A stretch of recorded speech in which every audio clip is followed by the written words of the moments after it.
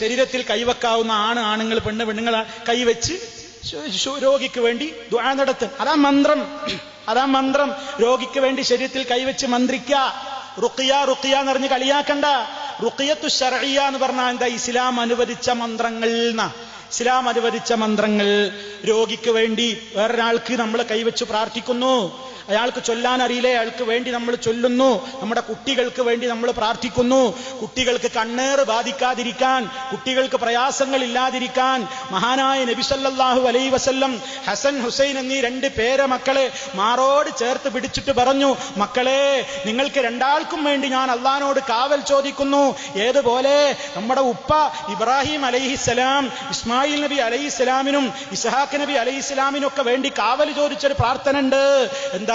ഉഈദുകുമാ ബികലിമാത്തില്ലാഹി തമ്മ മിൻ കുല്ലി ഹമ്മ വമിൻ കുല്ലി ഐനിൻ ലാമ്മ. ആ രൂപത്തിലുള്ള ഒരു പ്രാർത്ഥന. ഉഈദുകുമാ ബികലിമാത്തില്ലാഹി തമ്മ മിൻ കുല്ലി ശൈത്താനിൻ വഹാമ്മ വമിൻ കുല്ലി ഐനിൻ ലാമ്മ. എല്ലാ ശൈത്താനിയത്തിൽ നിന്നും, എല്ലാ ആക്ഷേപകാരിയായ കണ്ണിൽ നിന്നും, ആ നിലക്കുള്ള ഉപദ്രവങ്ങളിൽ നിന്നും അങ്ങനെ അള്ളാഹുവിനോട് കാവൽ ചോദിക്കാനാ പറഞ്ഞു. അപ്പൊ കണ്ണേറ് തട്ടോ? ആ ഹദീസ് ഉണ്ടെങ്കിൽ ഞങ്ങൾ സ്വീകരിക്കൂല. കണ്ണേറ് തട്ടുന്നുള്ള ഹദീസോ തോട്ടിലേക്ക് വലിച്ചെറിയും. ഇവനെ പിടിച്ച് വലിച്ചെറിയാന്നല്ലാതെ അള്ളാന്റെ റസൂല് പഠിപ്പിച്ചൊരു ഹദീസ് ഒരാൾക്ക് വലിച്ചെറിയാൻ പാടുണ്ടോ എന്ന് വിചാരിച്ച് കണ്ണേറാണോ എന്ന് പറഞ്ഞ് ബേജാറായിട്ട് കണ്ടതൊക്കെ കണ്ണേറാണ്. അതുകൊണ്ട് എന്ത് വേണം? കരിങ്കണ്ണാ നോക്ക്. വീട് കിട്ടുമ്പോ അവിടെ എഴുതി വെക്കുക, കരിങ്കണ്ണാ നോക്ക്. ഒരു കോലം നാട്ടുക പച്ചക്കറി തോട്ടത്തിൽ, ഇങ്ങനെ ഒരു സാരിയും ജാക്കറ്റൊക്കെ ഒടിപ്പിച്ചൊരു പെണ്ണിന്റെ കോലം, എന്നിട്ട് അതിലൊരു തല കമഴ്ത്തി വെച്ച് അതിന് ചുണ്ണാമ്പ് കൊണ്ട് കണ്ണും മൂക്കൊക്കെ വരച്ച് വെച്ച് കരിങ്കണ്ണാ നോക്ക്. ഇങ്ങനെയുള്ള പരിപാടിയൊന്നുമില്ല. ഇസ്ലാം പഠിപ്പിച്ച രൂപത്തിൽ അംഗീകൃതമായ കാര്യങ്ങൾ ചെയ്യുക. അതിനെന്തൊക്കെ ഹദീസുകൾ പറഞ്ഞോ അതൊക്കെ ഇസ്ലാമികമായ കാര്യങ്ങളാ. ഇല്ലാത്തതൊന്നും കൊണ്ടുവരാൻ പാടില്ല.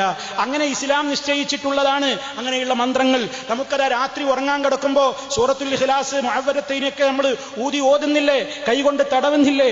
ഒക്കെ ചെയ്യാം, ആ രൂപത്തിലൊക്കെ ചെയ്യാം. പക്ഷേ ശരീരത്തിൽ ജിന്നു കൂടിയെന്നും പറഞ്ഞുങ്ങാണ്ട് ഓനെ പിടിച്ച് അടിക്കാനും വിളക്കാനോ നിൽക്കണ്ട. അതൊന്നും നബി സല്ലല്ലാഹു അലൈഹി വസല്ലം ഒരു ജിന്നിനെ അടിച്ചു വായിപ്പിച്ചിട്ടൊന്നുമില്ല. ആ നിലക്ക് അടിച്ചിളക്കി അവനോട് ഇങ്ങനെ ചോദ്യം ചോദിച്ച് അവൻ പറയണോക്കെ ഇങ്ങനെ കേട്ടിങ്ങനെ ആനന്ദിച്ച്, എന്താ എൻ്റെ പേര് ഗോപാലൻ, ഇപ്പൊ എവിടുന്നാ വരുന്നത്, ഞാൻ എന്നോടത്തുനിന്നാണ് എന്നൊക്കെ പറഞ്ഞിട്ടുള്ള ആ സമ്പ്രദായമൊന്നും നബി സല്ലല്ലാഹു അലൈഹി വസല്ലം പഠിപ്പിച്ചിട്ടില്ല. ഒരാൾക്ക് ജിന്ന് ബാധിച്ചിട്ടുണ്ടോ നമുക്ക് അറിയാനും കഴിയൂല. നമുക്ക് ചില നിഗമനങ്ങളൊക്കെ ചിലപ്പോൾ ഉണ്ടായി എന്ന് വരാം. ജിന്ന് ബാധിച്ചോ സിഹിർ ബാധിച്ചോ എന്നൊക്കെ അറിയാൻ അള്ളാഹുവിന്റെ റസൂൽ സല്ലല്ലാഹു അലൈഹി വസല്ലമിനെ ഉറപ്പിച്ചു പറയാൻ കഴിയുള്ളൂ. നമ്മൾക്ക് ചിലപ്പോൾ അങ്ങനെ സംശയിക്കപ്പെടുന്ന ആളുകൾ ഉണ്ടെങ്കിൽ ഇസ്ലാം പറഞ്ഞിട്ടുള്ള പരിശുദ്ധ ഖുർആനിലെയും ഹദീസിലെയും മന്ത്രങ്ങൾ മുഖേന നമുക്ക് ചികിത്സ നടത്താം. അതിലൊന്നും പരിധി വിടാൻ പാടില്ല. ഇസ്ലാം നിശ്ചയിച്ചതിനെ നിഷേധിക്കാനും പാടില്ല, ഇല്ലാത്തത് കൊണ്ടുവരാനും പാടില്ല.